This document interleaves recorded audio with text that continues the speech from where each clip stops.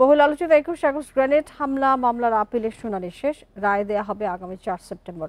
বিএনপির ভারপ্রাপ্ত চেয়ারম্যান তারেক রহমান সহ সব আসামির খালাস দিয়ে হাইকোর্টের রায় আপিলে বহাল থাকবে বলে প্রত্যাশা আইনজীবীদের।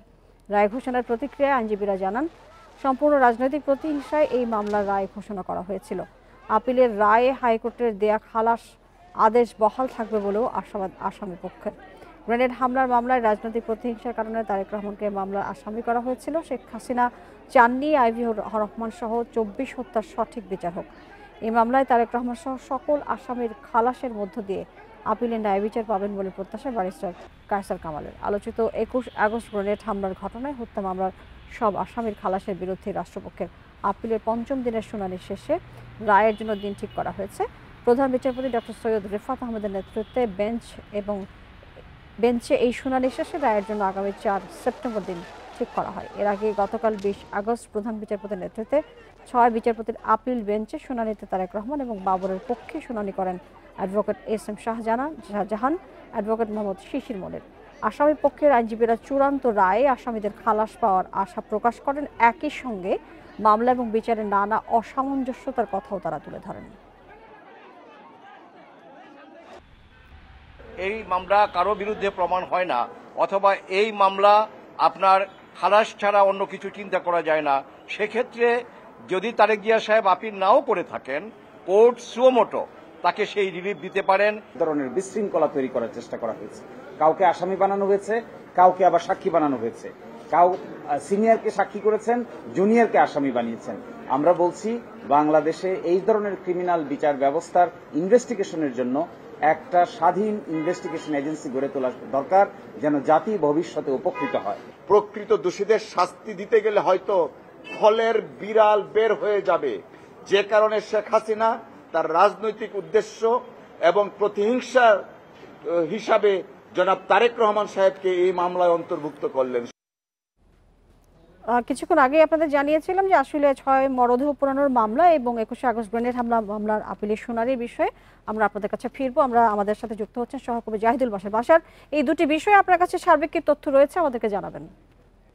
দেখুন, আজকে আন্তর্জাতিক অপরাধ ট্রাইব্যুনালে আমি আছি। একটু আগে হাইকোর্ট থেকে সুপ্রিম কোর্টের যেই অ্যাপিলেট ডিভিশন থেকে যে রায়ের ডেট ঘোষণা করা হয়েছে সেখান থেকে ঘুরে এসেছি। আজকে আসলে এই সুপ্রিম কোর্ট এবং অ্যাপিলেট ডিভিশন এদিকে ট্রাইব্যুনাল মিলে অনেকগুলো ঘটনা। দেখুন, আজকে সবার আগে যে বিষয়টি সবচেয়ে বড় ঘটনা, যেটা আজকে ২১শে আগস্ট জানেন ২০০৪ সালের এই দিনে আওয়ামী লীগের সমাবেশে যে গ্রেনেড হামলা হয়েছিল, সেই হামলায় ২৪ জন নিহত হয়েছিল এবং ২০০-৩০০ আওয়ামী লীগের নেতাকর্মী শেখ হাসিনা সহ আহত হয়েছিলেন। এটি অনেক বড় একটি মামলা এবং সেই মামলায় কিন্তু বিএনপির একেবারে গুরুত্বপূর্ণ অনেক নেতাকর্মীকে আসামি করা হয়েছিল, তাদের সাজা দেওয়া হয়েছিল। তারেক রহমান সহ ১৯ জনের যাবজ্জীবন, লুৎফুজ্জামান বাবর সহ ১৯ জনের মৃত্যুদণ্ড ছিল, ১১ জন এনএসআই কর্মকর্তা, ডিজিএফআই কর্মকর্তা, পুলিশের কয়েকজন আইজিপি সহ এই ১১ জনের বিভিন্ন মেয়াদে সাজা ছিল। সেই মামলার আপিল শুনানি শেষ হয়ে গেছে। আগামী ৪ সেপ্টেম্বর এই মামলার রায় ঘোষণা করা হবে, অর্থাৎ বিচারিক চূড়ান্ত ধাপে কিন্তু পৌঁছে গেছে এই মামলাটি। এর আগে হাইকোর্ট থেকে 49 আসামির সবাইকে কিন্তু খালাস দেওয়া হয়েছিল এই গ্রেনেড হামলা মামলায়। সেখানে মূলত তারেক রহমান সহ বেশ কয়েকজন নন আপিলিং পার্সন ছিলেন, তারা আসলে আপিল করতে পারেননি, তাদের আপিল শুনানি হয়নি। কিন্তু তারপরেও যেহেতু হাইকোর্ট ডিভিশন বিচারিক আদালতের যেই পুরো মামলার যে রায়, সেই রায়টি বাতিল করে দিয়েছিলেন, সুতরাং যারা আপিল করেননি তারাও খালাস পেয়ে গেছেন। গত ৫-৬ দিন ধরে অ্যাপিলেট ডিভিশনে এর উপরে টানা শুনানি হয়েছে। সেখানে রাষ্ট্রপক্ষ থেকে এই যাদেরকে খালাস দেওয়া হয়েছে তাদের খালাসের বিরোধিতা করা হয়েছে, কারণ রাষ্ট্রপক্ষ বলতে চেয়েছে যে এই ঘটনায় তারা দায়ী। আর আসামি পক্ষের যারা রয়েছেন, তারাও সব সিনিয়র আইনজীবীরা রয়েছেন, তারা প্রমাণ করেছেন যে হাইকোর্ট যেই গ্রাউন্ডে থেকে সব আসামিকে খালাস দিয়েছে ২১শে আগস্টে, সুতরাং সেই গ্রাউন্ডে তারা আবার এই অ্যাপিলেট ডিভিশন থেকেও খালাস পাবেন, হাইকোর্টের রায় বহাল থাকবে। তাদের মূল গ্রাউন্ডটি ছিল, দেখুন, এই মামলায় তারেক রহমান সহ যাদেরকে এখানে আসামি করা হয়েছিল, লুৎফুজ্জামান বাবর সহ, এই মামলায় মূলত দুটি চার্জশিট হয়েছিল। প্রথম চার্জশিটে এদের কারণ নাম ছিল না।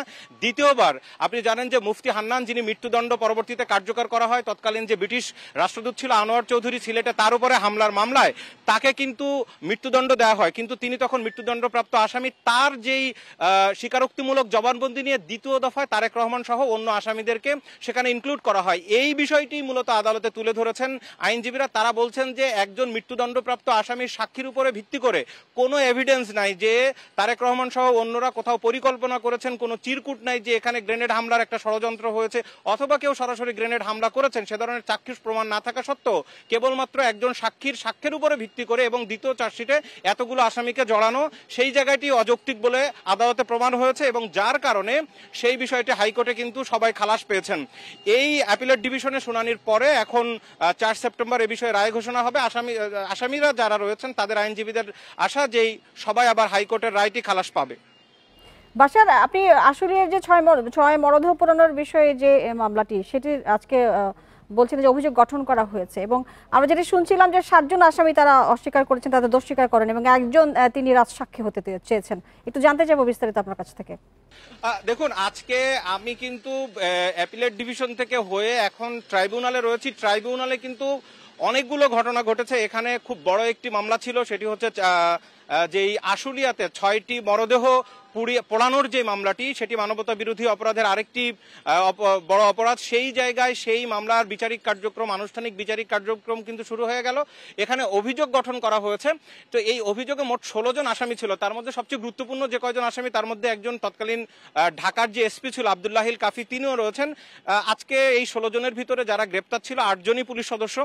এর মধ্যে 16 জন আসামি যখন অভিযোগ গঠন করা হয় তখন কি কি অভিযোগে তাদের বিরুদ্ধে এই বিচার শুরু হতে যাচ্ছে আসামিদেরকে পড়ে শোনানো হয়। স্বাভাবিকভাবে আসামিরা এটি অস্বীকার করেন, কিন্তু সেখানে একজন আসামি তিনি স্বীকার করেছেন, এসআই আফজালুল হক, তিনি স্বীকার করেছেন যে তিনি এই ঘটনার জন্য দায়ী এবং তিনি রাজসাক্ষী হওয়ার জন্য আবেদন করেছেন।